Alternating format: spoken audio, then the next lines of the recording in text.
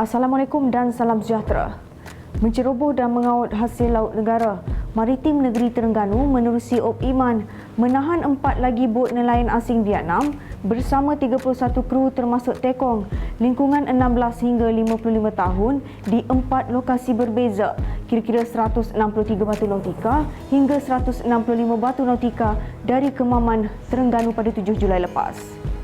Tangkapan nelayan asing Vietnam ini dilakukan sejurus ketibaan KM Satria yang didatangkan khas dari Maritim Negeri Johor bagi membantu pengoperasian Op Iman yang dilaksanakan di perairan Laut Cina Selatan. Pemeriksaan lanjut turut menemui hasil tangkapan laut, bekalan diesel, bot dan peralatan menangkap ikan dianggar bernilai hampir 5 juta ringgit.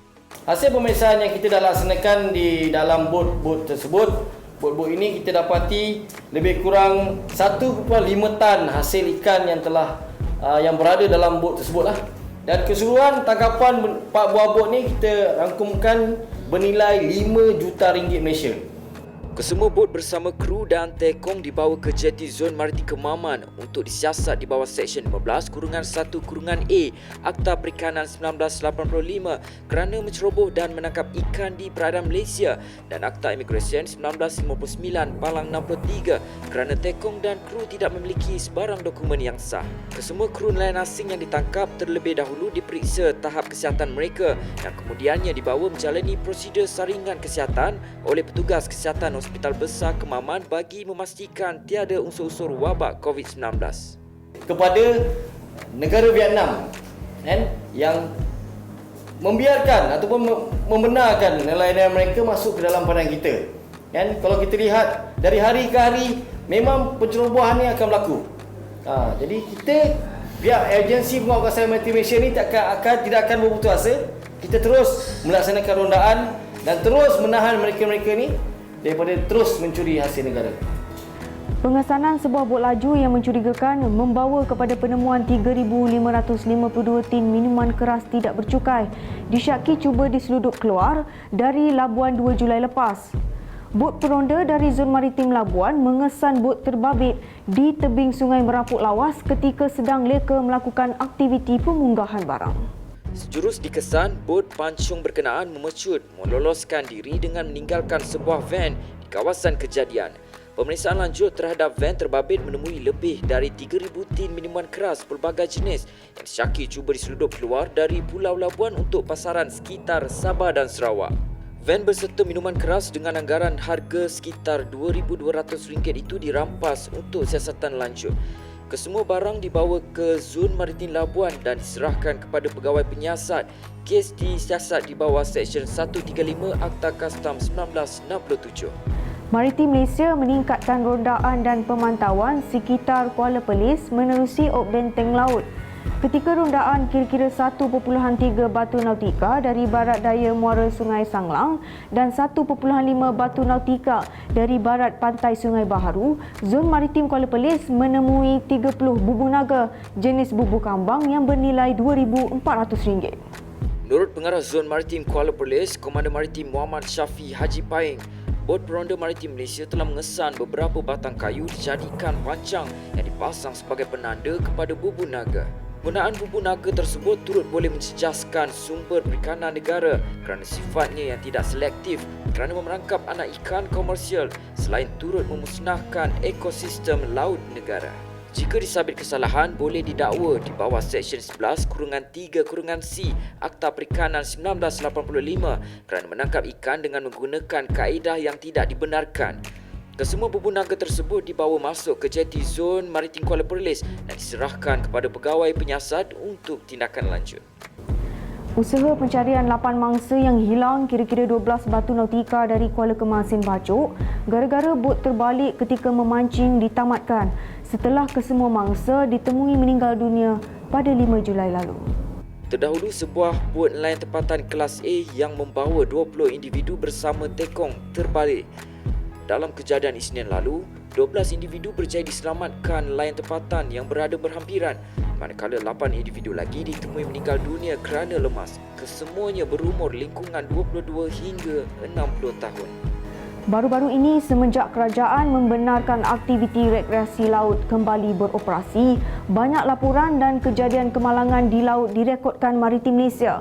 Untuk itu, Maritim Negeri Terengganu mengambil langkah proaktif mengadakan lawatan ke pulau-pulau bagi melihat keadaan semasa, seterusnya memberikan kesedaran secara bersemuka dengan komuniti setempat.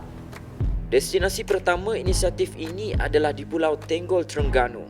Pulau Tenggol merupakan antara destinasi pilihan peminat selam scuba di mana perairan sekitarnya masih terpelihara dengan ekosistem marin yang memukau.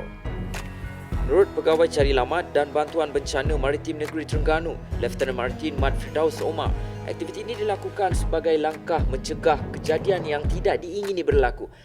Di samping melaksanakan pengawasan, pemeriksaan dan rondaan pencegahan pencerobohan bot nelayan asing, bertemu komuniti secara bersemuka antara pilihan yang tersedia dan boleh dilaksanakan secara berterusan.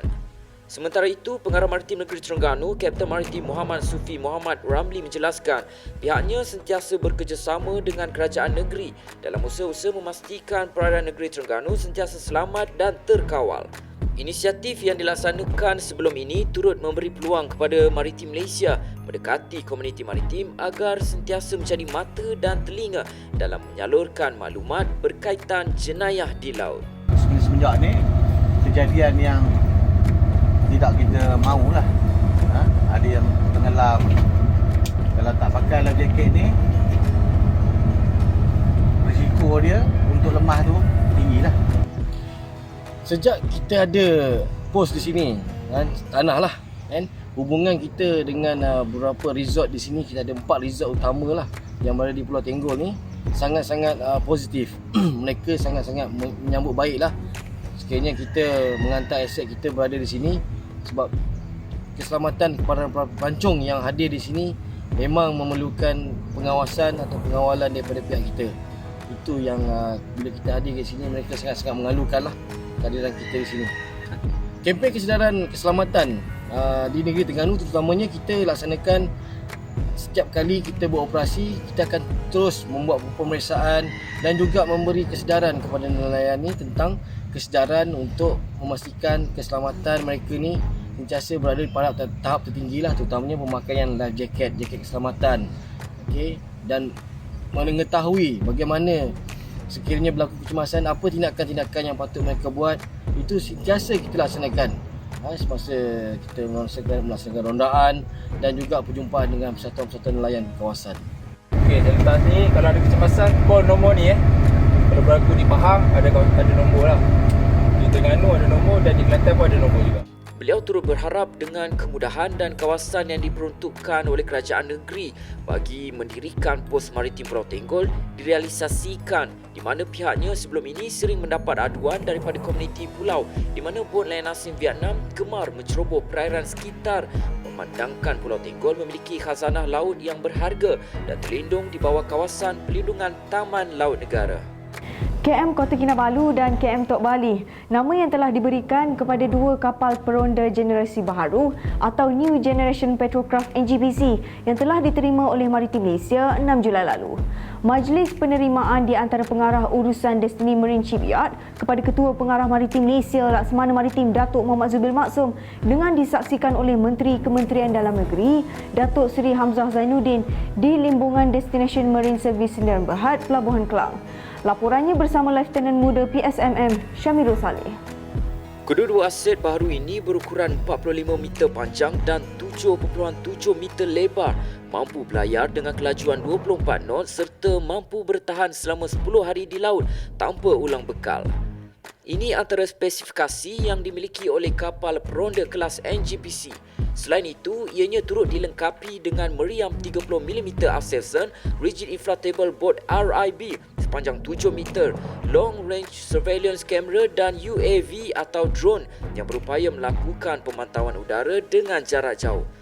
Di samping itu, NGPC juga turut memiliki kelengkapan dalam mengendalikan tumpahan minyak secara komprehensif. Bersyukur pada Allah SWT kerana dengan adanya aset-aset baru ini, insya-Allah boleh kita menentukan bahawa segala pencerobohan ini boleh kita tangani dengan sebaik mungkin.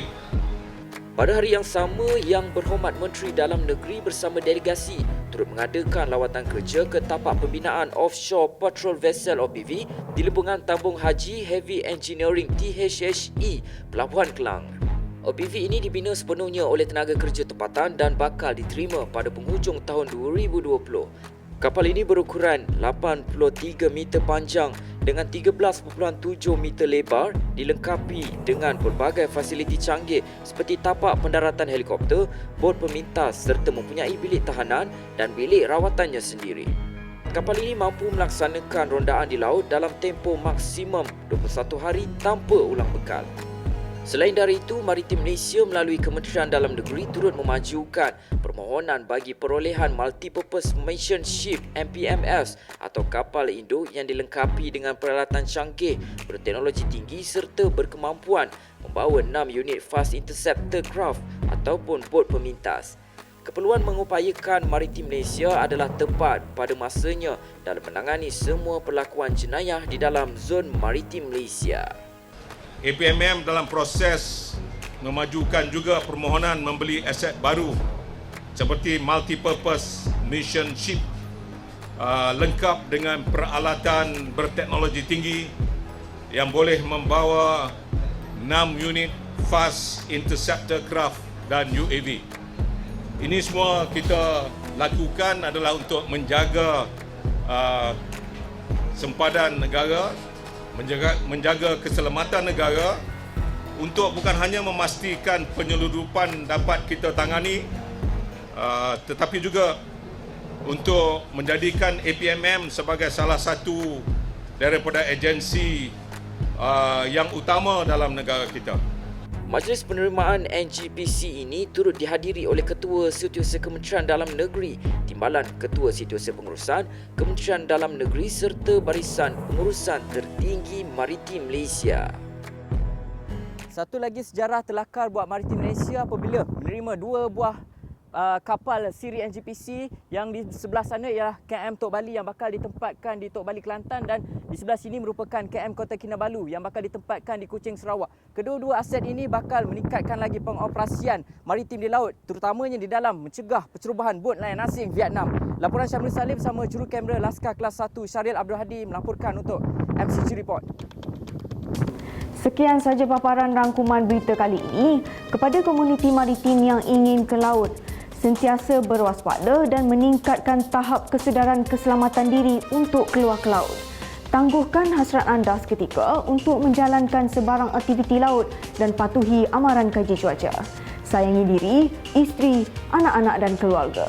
Sehingga bertemu lagi. Assalamualaikum.